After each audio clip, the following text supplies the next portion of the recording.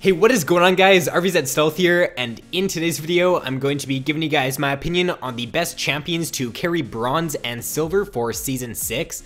So I'm going to give you one champion for each role, and then one honorable mention for each role as well, and I'll go into detail about why I think the champion is good for lower elos when I'm talking about that specific champion. So with that being said, let's get into the video. So first up on my list for top lane, I have Malphite. The main reason Malphite is on my list is just due to the fact that he's got such strong pick potential with his ultimate. In lower elos, players tend to not have the best positioning. I'm not saying that every single player is really crappy at positioning, but more often than not, the enemy AD carry is going to get cut out a few times throughout the game, and Malphite is the best champion in the game to punish positional errors just because his ultimate is such a long range ability. It's an AoE knockup, and if you can get that off on a few targets in a team fight, and if your team can follow up, then you've pretty much just won the team fight right there. He's not a hard champion to play either. He doesn't have a single skill shot other than his ultimate, which is pretty easy to land. And as long as you can like survive the laning phases Malphite and get to mid to late game team fights, then you become super tanky and you still do a lot of damage with Malphite. When I play him, I usually like to go Iceborne Gauntlet if I am up against an AD top laner, or if the enemy team is heavy AD, I'll pick up Iceborne Gauntlet. I might even go Abyssal Scepter because you do quite a bit of damage with that as well. So overall, if you're just looking for a solid top laner for solo queue, I would pick Malphite. So next on my list for jungle is Amumu. Now, Amumu is a really good teamfight jungler. He's pretty much just got one goal in every team fight, and that's just to dive into the back line and use his ultimate on as many targets as he can. And if he can get a good ultimate off, then he's gonna increase his team's chances of winning the team fight by quite a bit. And that's why Amumu just has always had such a high win rate. I don't think I can remember back to when Amumu didn't have over a 50% win rate. He's always up there at like 53, 54% for solo queue. And that's just due to the fact that he's got great AoE CC with his ultimate. He's got a long range engage with his Q as well. So if you're just looking for a really strong tank jungler who actually does quite a bit of damage as well, that's another thing that I like about Amumu. You can go damage on him, and you can actually do quite a bit of damage because his AP scaling isn't all that bad. If you do get ahead of him, don't just go full tank. End up building, like, you could build a Liandry's, you can build a Rylai's, you can build some damage items on Amumu, and you can do really well. So I think that if you're just looking for a solid jungler to carry the lower elos, I would play Amumu for sure. Next for mid lane, I have Malzahar. So the reason Malzahar is on my list for this video is because he's just a pretty simple champion to play, and he's really rewarding for not really having to do too much. You really only have to look for an ultimate on a squishy target or the high priority target in a team fight to get your job done when you're playing as Malzahar. His Q is a little bit hard to land, that's for sure, but if you can get that down, then he's a very strong champion for solo queue. He's also got one of the highest win rates for any mid laner in the game. He's up there with like 53% right now. So I think that Malzahar, just due to the fact that he's pretty easy to play, his ultimate is really strong, especially if the enemy team does have an assassin. I would definitely recommend picking Malzahar if they pick like a Talon or a Fizz or a Zed. Malzahar does really good against assassins since he can just use his ultimate and they're suppressed for a pretty long duration, and then his team can just follow up and burst them down before they even get out of Malzahar's ult. So overall, I think Malz is a great pick for solo queue.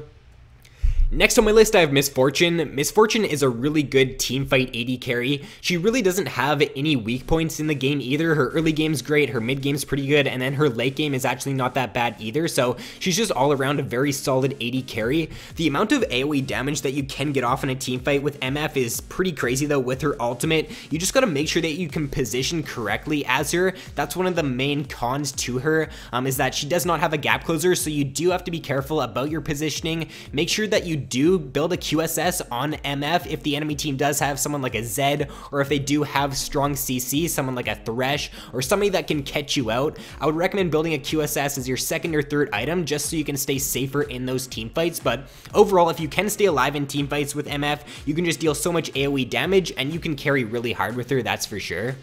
And for support, I have Tahm Kench. So Tahm is just overall a very strong champion right now for top, for jungle, and for support.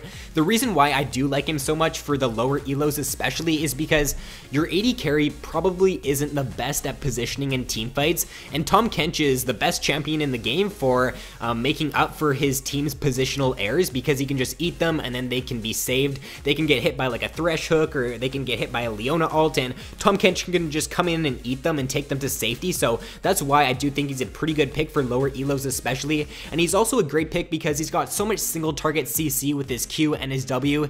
His roaming potential is also really good with his ultimate. Once you do hit 6 as Tahm, just look to go for a roam down mid if you're winning your lane, and just tell your AD carry to play safe, or your AD carry could even come with you for a roam mid. That's if you are ahead though. If you are losing in the laning phase, then you might just want to stay in the lane and get as much experience as you can, but overall I think Tahm is a great pick for solo queue right now. And first up on the honorable mentions for top lane, I have Nasus. So the reason I think Nasus is so good for the lower elos is because people really don't know how to punish his early game as much as they do in the higher elos. So therefore Nasus can just farm up his Q in the early game, get a bunch of stacks, and then just come out into team fights and just start like 2-shotting the enemy AD carry or 3-shotting them. And he can also just build really tanky and still just do so much damage due to his Q stack. So overall Nasus is a great pick for top lane as well. Next up on the honorable mentions for jungle, I have Graves. So right now Graves is sitting at the highest win rate for any jungler in the game. His early game clears are pretty crazy. He really doesn't even take any damage in the early game because he can kite the camps around with his auto attacks really nicely. His mid to late game is just absolutely crazy as well. The amount of damage that you can put out with Graves in mid to late game team fights is a lot better than most of the other junglers in the game. So if you're looking for a strong damage jungler, then pick Graves for sure.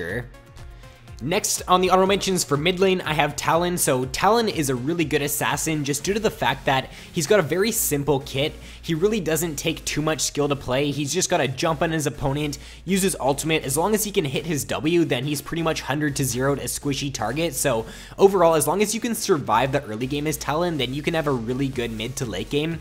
His rowing potential is also really strong with his ultimate, and because he's got the gap closer on his E, I think he's going to be even stronger in these coming patches because the new AD Assassin item is going to be introduced to the game, and it's just going to give him even more burst. So I would pick Talon if you are looking for a good AD Assassin. Next on the honorable mentions, I have Corki. So Corki is a really good AD carry for lower elos, mainly because he's a really safe AD carry, and he also only needs one item to reach his power spike. Once you get Trinity Force on Corki, you can just start dealing so much damage. You can duel pretty much any other AD carry in the game as long as you can land your abilities, and you can just deal so much damage in mid-game team fights with him. Once you do get your Trinity Force, tell your team to group up, look to get objectives, look to siege down towers, and just take advantage of his strong mid game, because if you don't, then he does fall off a little bit in the late game compared to some of the other AD carries, but overall, just due to the fact that he's a very safe AD carry and because he does have a great mid game, I would recommend playing him. And to round out the honorable mentions for this video is not going to be any champion in specific, but it's going to be any high damage based support. So if you are looking to climb from the support role for solo queue in the lower elos for some reason, then I wouldn't play the more passive supports like Janna or Soraka or Nami, mainly because if your team falls behind and you're playing these champions, then it's going to be really hard for you to single-handedly carry a game.